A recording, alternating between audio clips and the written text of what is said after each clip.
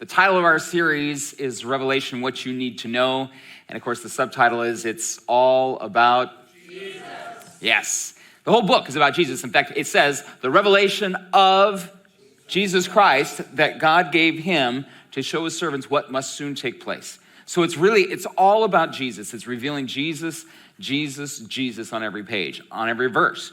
The whole first chapter is this picture of Jesus in heaven as John is caught up to heaven and he sees Jesus and he's given this vision of what's going to take place.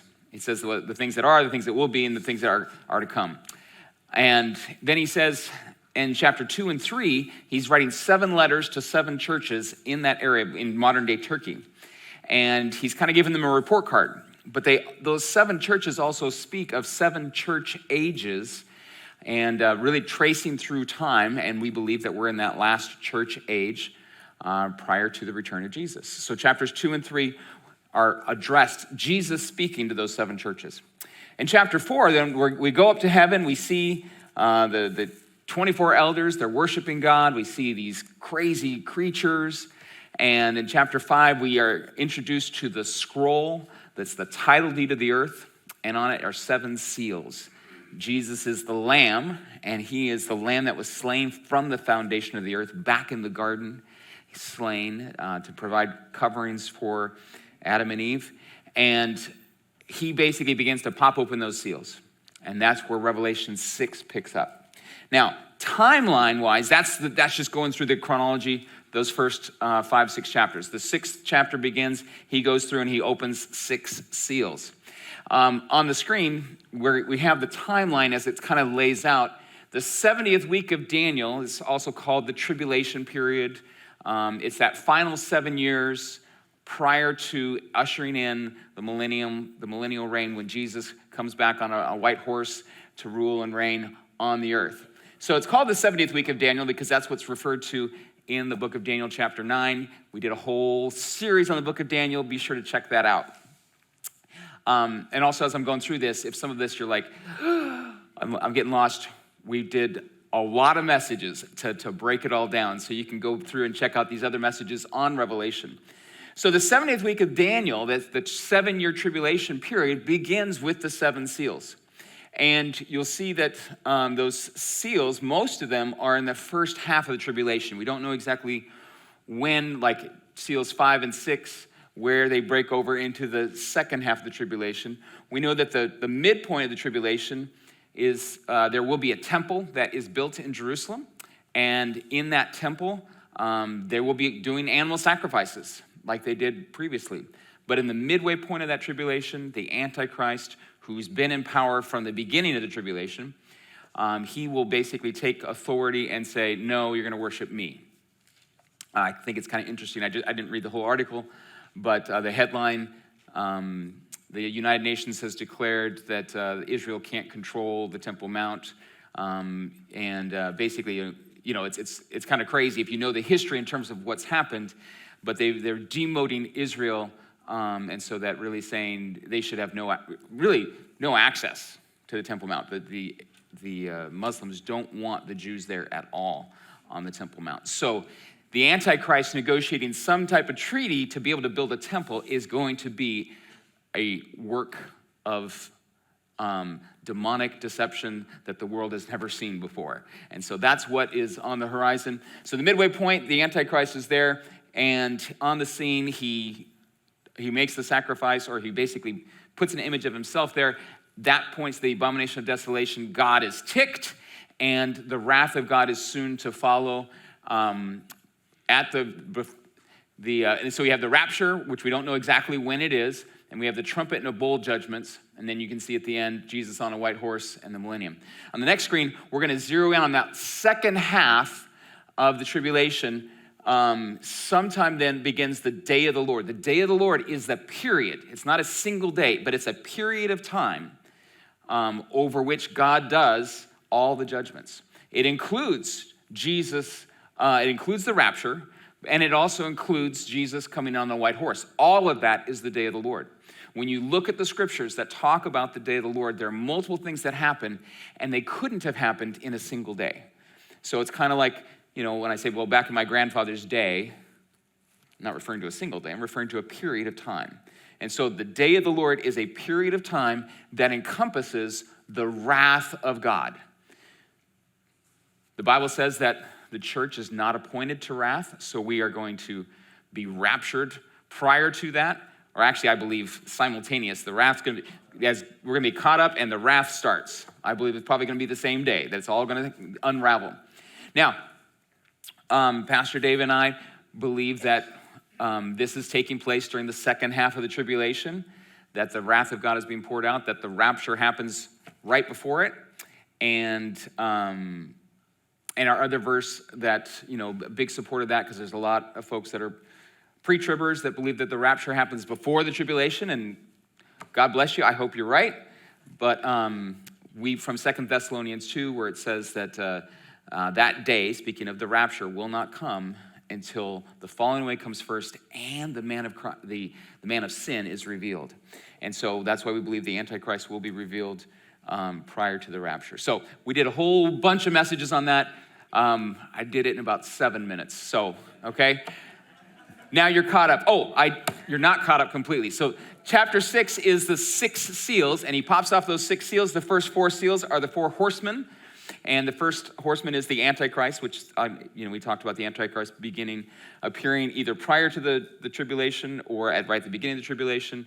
And then we've got war, we've got famine, inflation, and then we've got pestilence, much worse than COVID. It says that 1/4 of the world's population will die during the wars, the famines, and the pestilence. So bad stuff. Those are the first 4 seals of Revelation. The 5th seal is the martyrs. The 6th seal is this crazy earthquake, and people are running for their bomb shelters. And so we'll talk a little bit more about that as well. Then we get to chapter 7, and suddenly a great multitude appears in heaven. That's us. That's the rapture. There's a great multitude that appears in heaven and says, where did they come from? They came out of the great tribulation. And so we believe that chapter 7 is referring to the church being in heaven, but then there's also the sealing of the 144,000 that are going to be there. Those are Jews that are going to endure the tribulation and be witnesses to the nations during the tribulation. So that's chapter 7. Now we go to chapter 8. Here we go, chapter 8, verse 1. When the Lamb opened the 7th seal, there was silence in heaven for about half an hour. Now, I just recapped a whole bunch, but if you remember, in heaven, there are people, they're the elders, and they're the 4 living creatures, and there's all these people, and what are they saying? Holy, holy, holy. And how often are they doing it? Day and night, night and day. Yeah, like they're doing it all the time. They're doing it all the time. There's this worship going on in heaven 24/7, all the time, 365. And yet, when Jesus pops open the 7th seal, whoosh,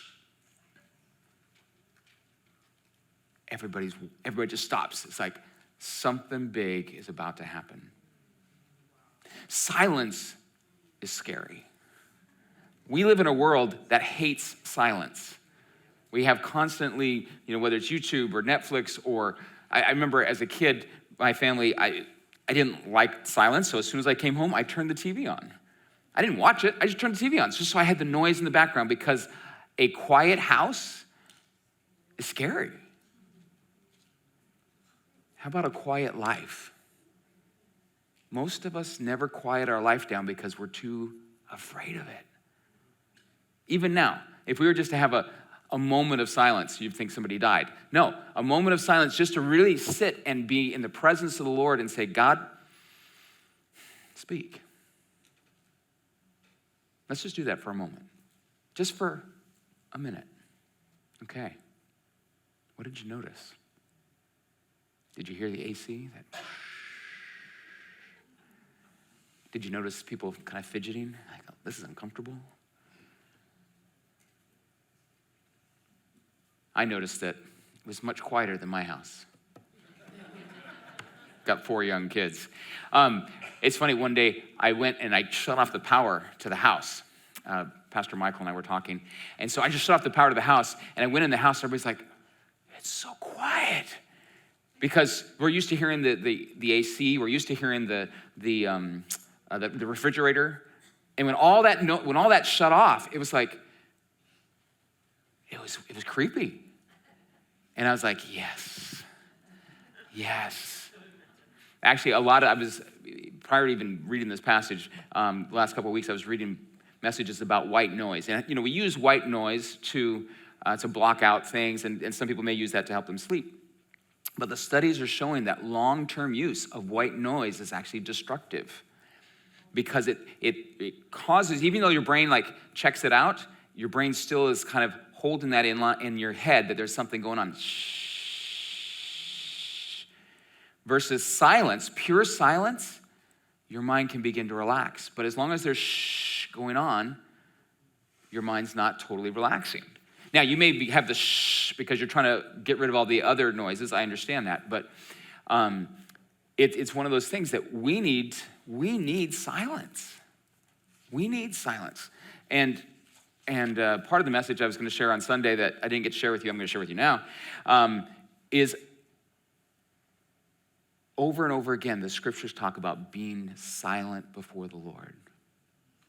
And we don't consider that really, many people, myself included, we often don't think about that. We just think about, well, God, here's my laundry list, and maybe I'll pray some scripture, and then I'll read the word, and then I'll kind of be quiet for a moment until I can think of something else, and my mind wanders, instead of just being silent before the Lord. Psalm 37:7, be still before the Lord and wait patiently for him.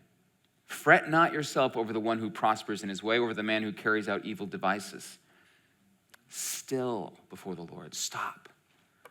Psalm 62:1, for God alone my soul waits in silence. From him comes my salvation. He alone is my rock and my salvation, my fortress. I shall not be greatly shaken. How long will all of you attack? And he goes on, and he's basically talking about these people that attack him, and he's feeling oppressed, but then he ends that section with Selah. That word Selah, it appears in the scriptures, only in the Psalms, and Selah, they're not exactly sure what it means. In Hebrew, it's a word of uncertain meaning, is what your footnote says. In the Septuagint, which is the Greek translation of the scriptures, they interpret it as pause. So the Jews, 2nd century BC, interpreted Selah as meaning pause, stop. Think about that. Think about what was just said. The idea of when you're reading the Psalms, when it says Selah, stop and think. So often I read the Bible and I just keep reading. And there's times for that, but there's times to stop. Let me chew on that. Let me think about that. Selah. Pause. Selah.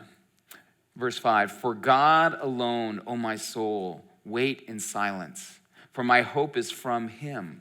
He alone, he only is my rock and my salvation, my fortress. I shall not be shaken.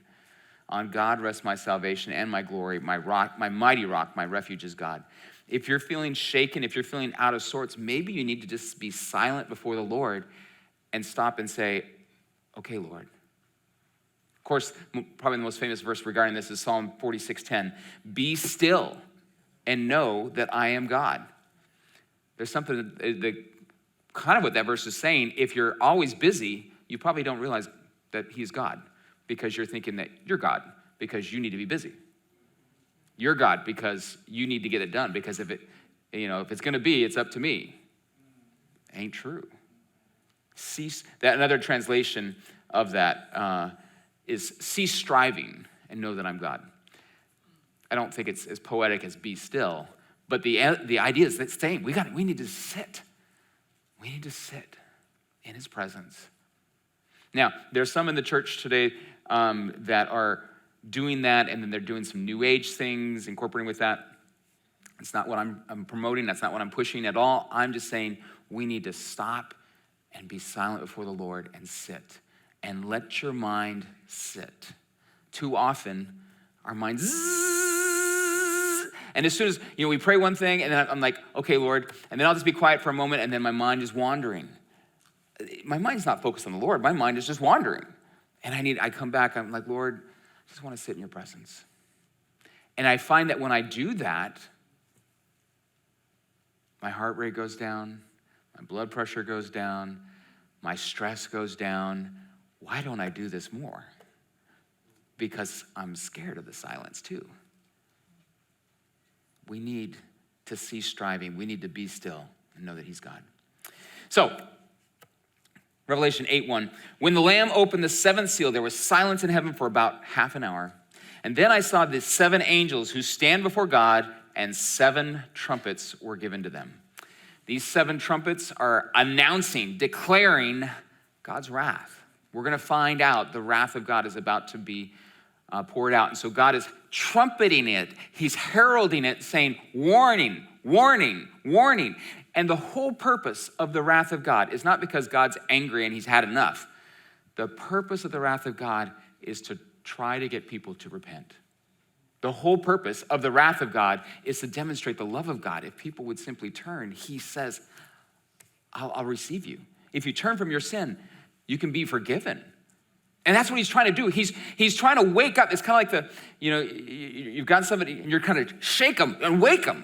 You know, the person that's fallen asleep and you're like, you're not sure if they're alive. And so you're shaking them. This is what God is going to do during this tribulation period, during the wrath of God. He's shaking the earth, and there's going to be earthquakes, you're going to see, because he's trying to wake them up. He's trying to wake up the unbeliever because he loves them.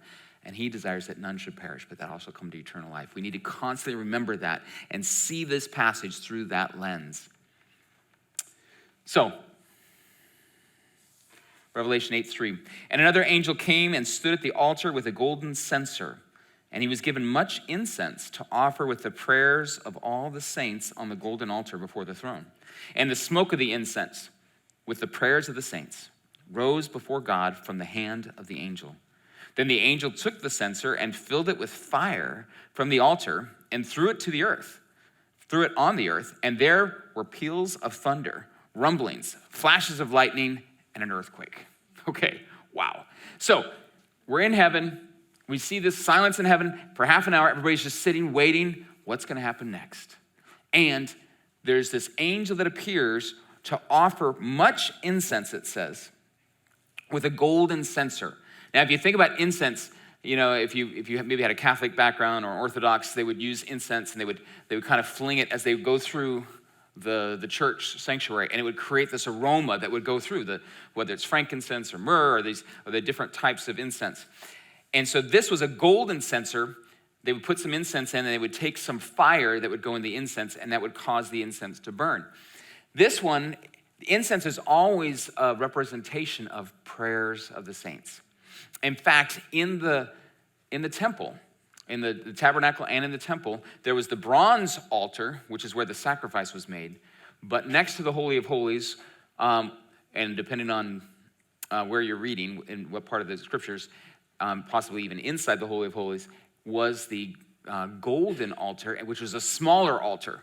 And it was, about this tall, about this wide square, and that was just for incense. It was only to burn incense to represent the prayers of God's people. And so notice the prayers of the people. Prayers of all the saints on the golden altar before the throne, and the smoke of the incense with the prayers of the saints rose before God from the hand of the angel. So this is reminding us the prayers of all the saints. If you remember back in Revelation 6, when Jesus popped open the 5th seal, we hear about the prayers of the saints. Revelation 6:9, when he opened the 5th seal, I saw under the altar the souls of those who had been slain for the word of God and for the witness they had borne. They cried out with a loud voice. That's another way of saying they prayed. O sovereign Lord, holy and true, how long before you will judge and avenge our blood on those who dwell on the earth? Then they were each given a white robe and told to rest a little longer until the number of their fellow servants and their brothers should be complete, who were to be killed as they themselves had been. Remember this sequence here. They're told how much longer, and it's just a little bit longer. And what's going to happen is in Revelation 8 here, basically the time is up. Remember the great multitude that appears in heaven? The time is up. All those believers had been caught up to heaven or had died, had been martyred. And so now the prayers are being offered. The prayers of the saints are being offered, and it's basically judgment. God uses you and I, to bring judgment. We're the ones, now, not that we're praying in judgment, but I don't know about you, there's people that I love enough that I pray, God, do whatever it takes to get their attention. God, if they need to lose everything, I care more about their soul and them going to heaven than I do about their prosperity here on earth. And there are people that don't know Jesus that are living high on the hog right now. And I mean, God can use anything. God can use a broken marriage. God can use stock market crash. God can use a business that tanks. God can use an IRS audit, okay? God can imagine, God can even use IRS agents. So the point is, we need to pray. And so maybe that is the prayer. God, may you audit so-and-so. God, may you just touch so-and-so and do something in their life that wakes them up. That is an okay prayer.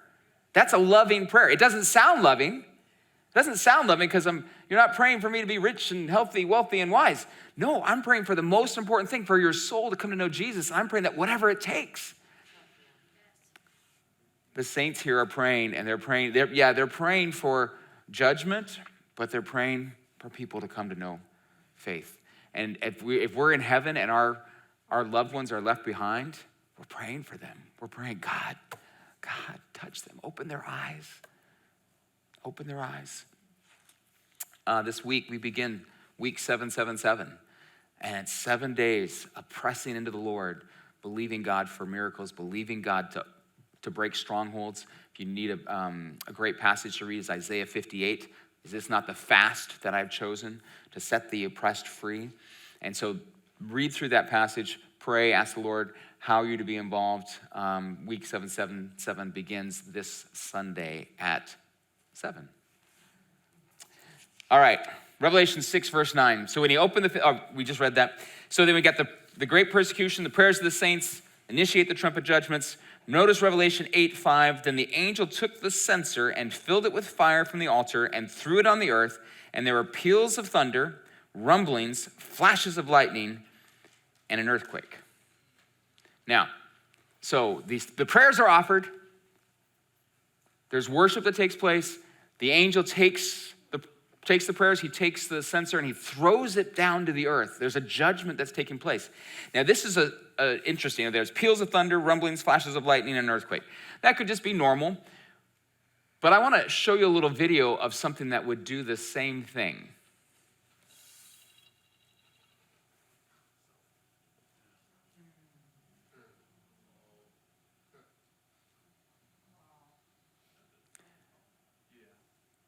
A bright light, flash of light, thunder, all those things taking place. More than likely, when you read through the book of Revelation, whether it's Revelation 6, the end of that chapter, or here in chapter 8, more than likely there's some kind of nuclear warfare that's going on. And this is and if you keep that in mind as we read through the trumpet judgments, it's like, it all starts to fit. So we pick up Revelation 8, verse 6. Now the 7 angels who had the 7 trumpets prepared to blow them. The first angel blew his trumpet, and there followed hail and fire mixed with blood. And these were thrown upon the earth, and a third of the earth was burned up. A third of the trees were burned up, and all the green grass was burned up. Wow. The first trumpet judgment, hail, fire, and blood. The earth is struck. This reminds us of the plagues in Egypt, where there was hail and fire together. In fact, Exodus 9:22, and we'll see this as we go through the trumpet judgments, there's some allusions back to the plagues in Egypt. Exodus 9:22, then the Lord said to Moses, stretch out your hand toward heaven that there may be hail in all the land of Egypt, on man, on beast, on every herb of the field throughout the land of Egypt. And Moses stretched out his rod toward heaven, and the Lord sent thunder and hail, and fire darted to the ground. Now, in Montana and Wyoming, we had hail, but we never had hail and fire. This is some unusual hail. hail, and fire darted to the ground, and the Lord rained hail on the land of Egypt. So there was hail, and fire mingled with the hail, so very heavy that there was none like it in all the land of Egypt since it became a nation. And the hail struck throughout the whole land of Egypt, and all that was in the field, both man and beast. And the hail struck every herb of the field and broke every tree of the field. Only in the land of Goshen, where the children of Israel were, there was no hail. God is always protecting his people in the midst of even as the wrath is being poured out. Those 144,000 that were sealed, they are protected in the midst of this judgment. So this first trumpet judgment is hail and fire mixed with blood. A third of the earth is burned, a third of the trees, and all the green grass. Here's what's fascinating. Nuclear explosions, especially when there's water involved, immediately vaporize everything in that surrounding area. The water superheats, goes straight up into the atmosphere, freezes, and then comes down as hail. Fire, because of the explosion. So fire and hail mixed with blood, all of that could be describing a nuclear blast. Now, God didn't, there were no nuclear weapons back in Egypt, okay, when God delivered the Israelites. So he doesn't need to use nuclear weapons.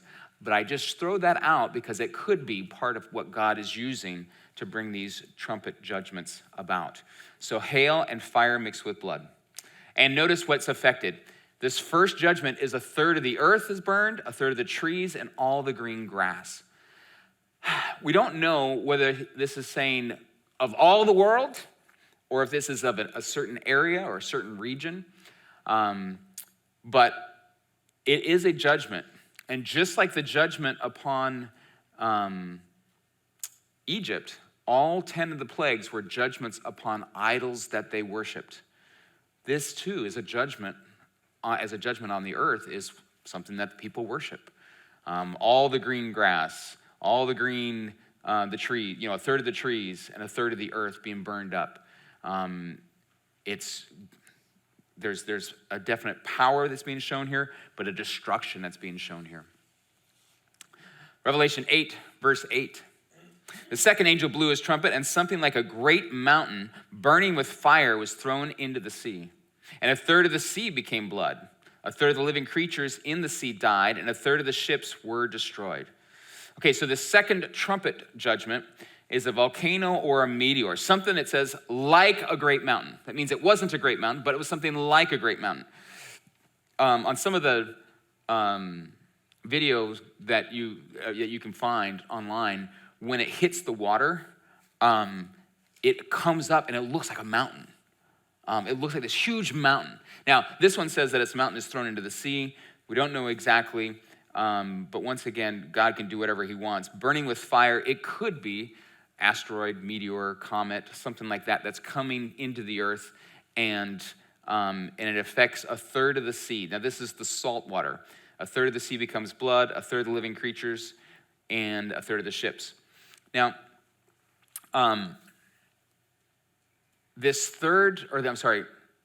it's fascinating if you're reading, if you're staying up on science. I don't know, part of it is, how the news gives you the news that you tend to read, and the way the algorithms are, and so I'm constantly hearing about our reading that, we had another near miss of an asteroid.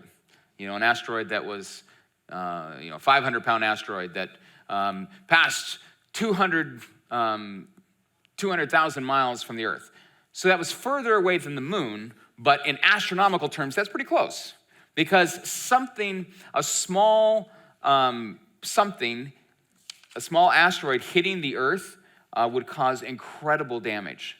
In fact, if it was a large asteroid, that's what they often think the dinosaurs were destroyed by, was that a large asteroid hit the Earth. If it was something just as small as 5 miles wide, it would create a hole in the atmosphere, a crater 125 miles wide. It would create a 100-foot high tsunami that would go thousands of miles. It would cause the coastline to reverberate, and it would throw dust up into the air for years. Okay, now I'm saying that's a 5 mile wide asteroid. 5 mile wide 5 mile wide is pretty big. But if you think about it, it's not really that big, considering the planets that we're talking about that are out there, considering the comets and the things that are out there, and considering every year there are multiple near misses. Every year there are multiple near misses. Almost on a monthly basis, something misses the earth. And it's just a matter of, is it within the space of the moon? The moon's like, I think it's 185,000 miles away. Or is it further? But anything that's 1 or 2 moon-length distances away is still considered very close. And every month there's something that passes by, just kind of, just think about that. Every month.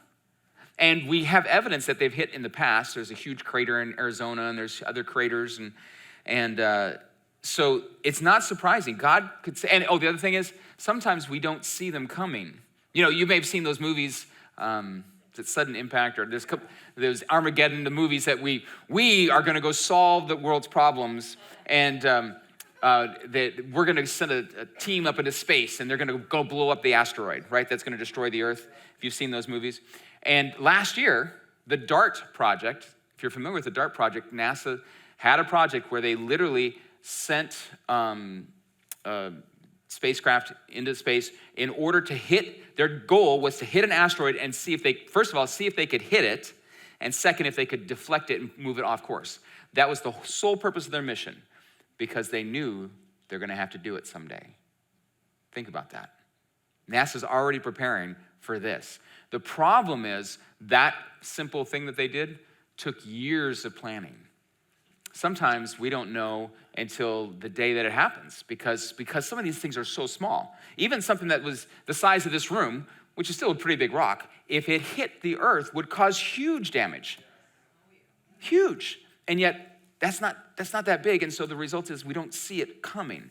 And yet the Bible says, yes, something like that could be coming. Notice it says that there's a third of the sea creatures die, a third of the ships are destroyed. This also could be referring to a nuclear an event, or it could be referring to this volcano or a meteor. Any of these could feasibly fit this timeline or this description. The ships being destroyed, though, sound like, could be nuclear attack, right? We want to somebody attacked us, so what are we going to do? We're going to attack them back. Notice the first one is on the earth and the green grass and the trees. This next one was on the sea, the saltwater sea, and the ships. Verse 8, the third angel blew his trumpet, and a great star fell from heaven, blazing like a torch, and it fell on a third of the rivers and on the springs of water. The name of the star is Wormwood. A third of the waters became wormwood, and many people died from water because it had been made bitter. Okay, great star fell from heaven, and this star has a name, Wormwood. Wormwood is used multiple times, about 7 or 8 times in the Old Testament, referring to a very bitter herb. If you remember, the Israelites, when they're wandering in the desert, the first place that they come to, they're dying of thirst, and they finally see some water, and they run to drink the water, and it tastes awful. It's bitter, it's bad, it's poisonous. And there's water out there that's poisonous because of the herbs or because of the chemicals that are in it, and so they call it wormwood. Wormwood is actually a plant that has a very bitter taste, and it has some medicinal purposes, but ultimately it causes things to be bitter. Well, the idea is that this star, when it hits, or this thing, when it hits, causes the waters, the fresh water now, to be cursed. So the first thing is on the ground. The first trumpet affects the ground. The second one affects the salt seas, the oceans. This one is affecting now the spring water, the fresh water. Just like the plagues in Egypt affected even the water that was in their cups and their pots. This is what's going on here. All the water is being affected by this star and affected, or this star falling from heaven, and it's called wormwood. Now, here's the crazy thing. If you translate wormwood to Ukrainian, you get the word Chernobyl. I'm serious. Yes way. Chernobyl. Now, you're like, okay, well, Chernobyl, that's like some nuclear thing. Yeah, 1986, April of 1986, They were doing some tests, and they were just doing some low types of tests with their nuclear reactor, and some things went wrong, and then they went further wrong, and they basically had a nuclear meltdown. The nuclear, it caused a nuclear blast.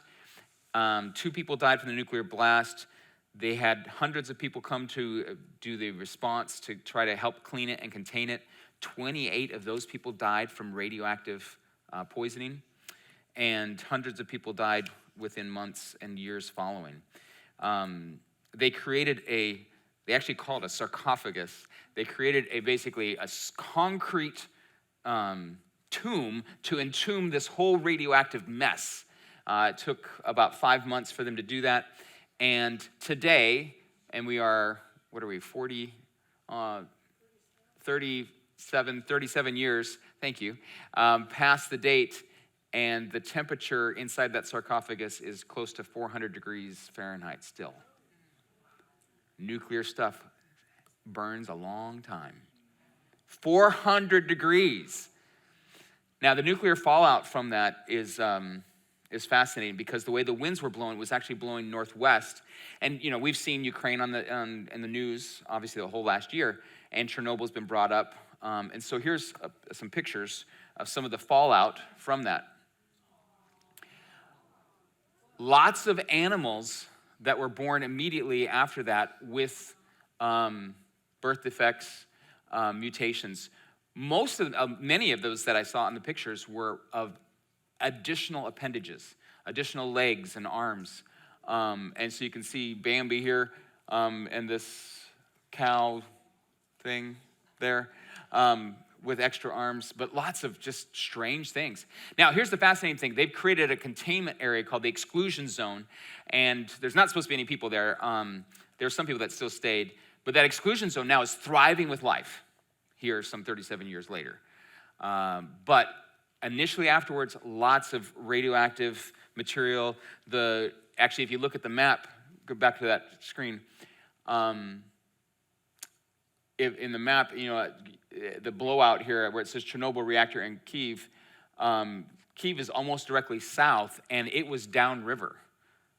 Kyiv, actually, they had to completely have a new river source for Kyiv, because the river all their water was contaminated from the Chernobyl explosion. So lots of radioactive stuff. So what's the effect of radioactive poisoning? Well, some of the stuff that you see described in the book of Revelation. So here, it's the idea that it's Chernobyl. I believe God sometimes just he tips little things to just remind us. Not that Chernobyl was this fourth trumpet. That's not what I'm saying. But it's God showing us that there could be a connection here to the radioactivity. If in the Ukrainian Bible, verse 11 would read, the name of the star is Chernobyl. So the idea that this is causing this exposure, causing a third of the fresh water become bitter. Think about that. Radioactive water, is going to be bitter. You can drink it and be fine for a few days. Think about radioactive poisoning. If there's a nuclear explosion and you're immediately exposed, you will start to feel nauseous.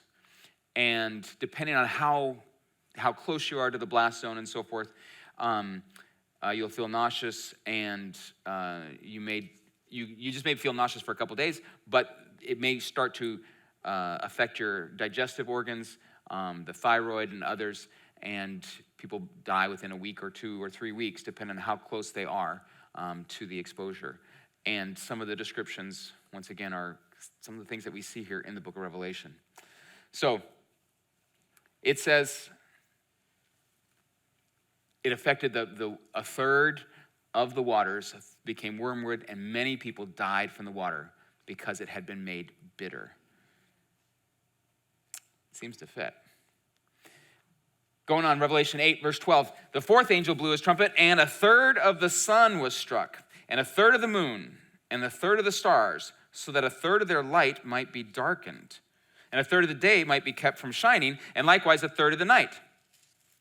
Okay, so trumpet number 4, there's some type of dust, some Some people are there's conjecture that it's something hit that trumpet 3, something hits the earth and causes us to spin faster. I don't know that I buy that, but that is a conjecture some people have. That's why it's a third of the night. It's not there anymore, and a third of the day. It's basically affecting the earth's rotation. I think if that happened, I think we'd have a whole lot more trouble. But then again, there's a whole lot of trouble that comes in Revelation. So, but I think more likely, if we did have an explosion, whether it's from nuclear fallout or whether it's from a meteor or asteroid that hits, it's going to cause miles and miles of dust. When I was growing up, I was in Montana when Mount St. Helens blew, and we were 800 miles from Mount St. Helens. Came out that day, and we had ash all over cars and everything because we happened to be downwind. If you had a major explosion, it literally could cause the earth to be darkened a third of the time, so that during the daytime, it's a third of it is dark because of this, and as it blows through, it's fine, but then a third of the night, at night would be the same thing. How could a third of the night be dark? Because the night's dark. Well, the idea that you can't see the stars because of the cloud. This is where we get the idea of a nuclear winter. If there was a major explosion, it could even be an earthquake. Even a volcano. A volcano erupting, shooting all that kind of ash into the air would cause the same type of thing. And remember, if it happened a few years ago in Iceland, the volcano erupted and shutting down all the planes in Europe because they couldn't fly because of the debris. We are so used to our high-tech society that we forget how fragile our high-tech society is. We saw some of that just this past month with the flights that were canceled and the Buffaloites that thought they could handle it, I would have been the same way growing up in Montana. I'm like, I've seen storms before. It's not a big deal. Well, this one was. It was a bigger deal than anybody expected. So this one, remember the first trumpet? The first trumpet was on the ground and on the green trees and the green grass. The second one is on the salt water, the oceans, and the ships. The third one is on the fresh water. This fourth one now is on the heavens in the sense that it's affecting the lights, the sun, the moon, the stars. They're all darkened a third of the time because of this nuclear winter. The first 4 trumpets are all about judgments on the planet, not on the people. People are affected. As it said, you saw many people died because of the bitter water. And they're going to be affected. And remember, the whole purpose, the whole point of this is God is trying to wake them up. All these things that are going on, God is trying to wake them up. COVID was a wake-up call. And yet church attendance is lower than before COVID, nationally. People didn't wake up. God was trying to wake them up. These things, God is going to allow these things to happen to wake them up, and yet people are still not going to turn. And that's where we get to Revelation 8, verse 13. Then I looked and I heard an eagle crying with a loud voice as it flew directly overhead. Woe, woe, woe to those who dwell on the earth at the blasts of the other trumpets that the 3 angels are about to blow. In other words, you ain't seen nothing yet. Whoa, whoa, whoa, whoa, whoa, whoa. This is what's going on.